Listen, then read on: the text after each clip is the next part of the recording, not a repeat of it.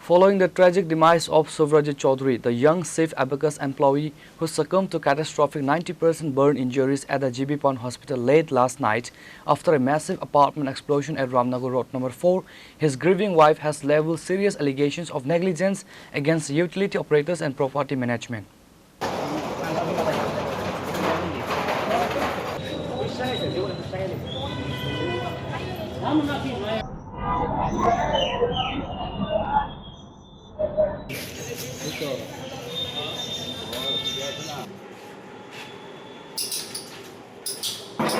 Breaking down in tears outside the hospital morgue, Rasmi Shah, the deceased wife, slammed the authorities for ignoring visible warning signs that cost her husband his life.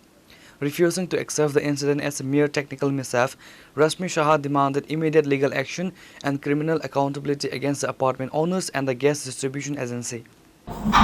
আমার একজন ভদ্রলোক phone করছে, phone করে কইছে আপনি কি শুভজিৎ চৌধুরীর wife husband হয়? হ্যাঁ, আপনার হাজব্যান্ডের গায়ে একটু আগুন লাগছে, বেশি না, আস্তে ধীরে জীবিত আয়েন, আমরা তারপর আমি আমার ভাসুর দাদারে নিয়ে জীবিত এই যে বিস্ফোরণ কিভাবে হয়েছে বা কি জানছে? আমার তো কিছু এরকম জানা নাই, আমি বাড়িতে আসলাম, আমার হাজবেন্ড অফিসে গেল, অফিসে সে জায়গার মধ্যে গ্যাসের ব্যবস্থা ছিল কি বা অন্য কোনো? না, আমাদের এটা অফিস, ওইখানে কোনো গ্যাসের কোনো কিছুর ব্যবস্থা ছিল না। বিস্ফোরণটা কিসের দিকে, যে 4 থেকে 5টা প্লেট ক্ষতিগ্রস্ত হয়েছে বা প্লেটের যে অবস্থা? পাশাপাশি আমি যতটুকু শুনলাম, আমার হাজব্যান্ডই আমাকে কালকে একটু বলল নাকি লাইন গ্যাস থেকে লিক হচ্ছিল লাইন, ওইটার থেকে মনে হয় ঠাকুর দেখাতে গেছিল অফিসে, ম্যাচ বাড়ির যে এটা ছুঁয়ে আসে দিকে তাহলে থাকে প্লেটের মধ্যে না? আমাদের সেটা অফিস, আমরা শুধু এখানে অফিসের কাজকর্ম করতে যাই। কিসের অফিসে? এটা আমাদের অ্যাবাকাসের রিজিওনাল অফিস।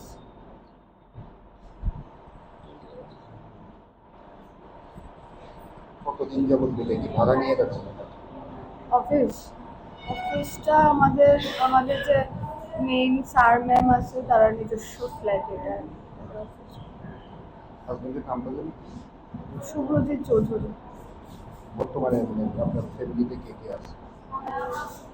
আমার শাশুড়ি আর আমার এদিকে মা বাবা, বাড়িতে আরো লোক আছে, আমার পিসিরা আছে, আমার ভাসুর দাদা আছে, কাকি জেঠি।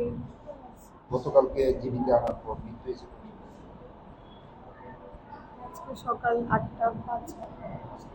Meanwhile, following the Chief Minister's on-site visit earlier today, the Agartala police have registered an unnatural demise case and deployed forensic teams to investigate the exact structural layout of the TNGCL gas line to pinpoint the source of administrative failure.